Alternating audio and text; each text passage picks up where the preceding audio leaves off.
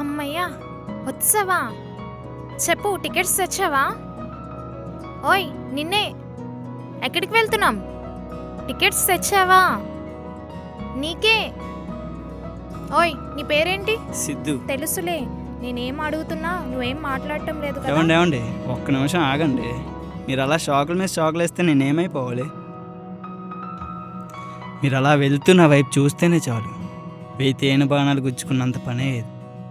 మీరు అలా నా పక్క నుంచి వెళ్తే చాలు, నా ఊపిరి ఆగిపోతుంది.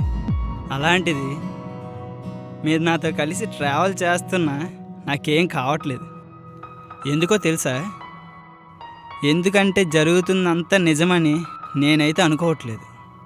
అయ్యో, ఎందుకు అనుకోవడం లేదు? తొందరగా అనుకో. లేచిపోవాలనే నిర్ణయం నిన్నటిదైనా నీ మీద ఉన్న ప్రేమ 2 నెలలు క్రిందటిదే.